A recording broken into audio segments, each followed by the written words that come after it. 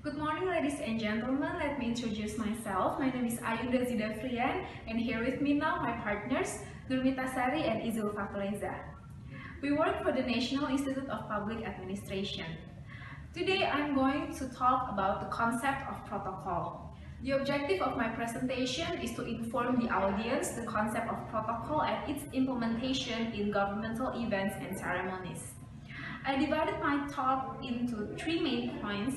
First one is I'm going to tell you about the history of protocol, and then I'll talk about the origin of protocol terminology, and the last one is about forms of protocol. Then I will finish my presentation with conclusion. And if you have any questions during my talk, please feel free to interrupt.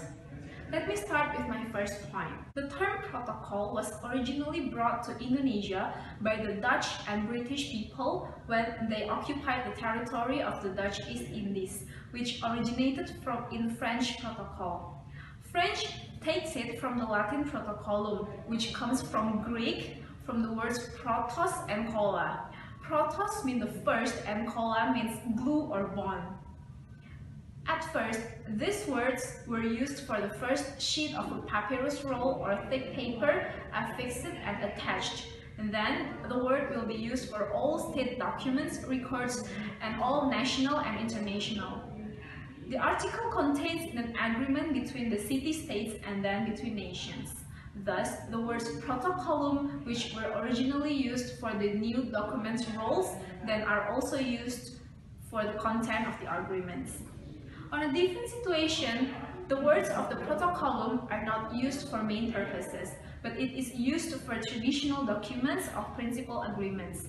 Protocol words also include verbal process, example minutes or official notes that record the course of the negotiations and then at the end of each session are signed by all participants. Any agreement that it is to be treaties also called protocol, such as Geneva Protocol, Paris Protocol, Kyoto Protocol, and etc. Understanding protocols like this until now still apply. If it is held by ceremony, it is called the ceremonial protocol, which is set of an arranged ceremonial procedures, the rules, guidance, and the officers who perform and who is responsible for the implementation of the procedure of arranging the ceremony. Okay, so the next topic will be brought by my partner, Nurmita Sari. The floor is yours. Thank you.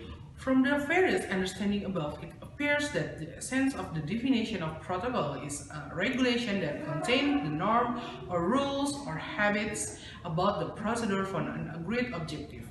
In other words, protocol can be interpreted as a way to organize an event to run orderly, wisdom, neat, smooth and regular, and take into account the prevailing rules and practices, both nationally and internationally. With the increasing relationship between nations, gradually people begin to look for an order that can bring one nation closer to another nation and can be accepted equally by all parties. The protocol itself, it specifies aspects related to ceremonial planning and control. The state or official event in the form of ceremonies discussed here are unofficial and or state ceremonies and events. Turai and Erawanto 2017, the events in the social order include A. The ordinance, which determine the action to be performed in the form of particular event. B. Manners, which dictate the choice of words, utterance, and deeds in accordance with the level of one's position. C. Traditional formulas and rules that have been translated universally or within the scope of the nation itself. The government of Indonesia formally explains the notion of protocol in Law No. 8 of 1987 about protocol, which explains the definition of protocol as a set of rules in state events or official events that include special ceremonial and reverence rules to a person in accordance with his position or his level in the state, government, or society. Furthermore, in accordance with the needs and development of the changing state structure and also the global development, then the Law No. 8 of 1987, which refined with Law No. 9 of 2010 regarding protocol, provides explanation of protocol as a series of activities related to the rules of a state event or an official event, which includes the places of speech, ritual and reverence as a form of respect for a person in accordance with his position and or his level in the state, government or community. So the change of terms from protocol to protocolancy can be clearly seen that protocols that previously only have a narrow meaning and rigid as a set of rules, then when the term changes into protocolancy, then it becomes more broader as a series of activities.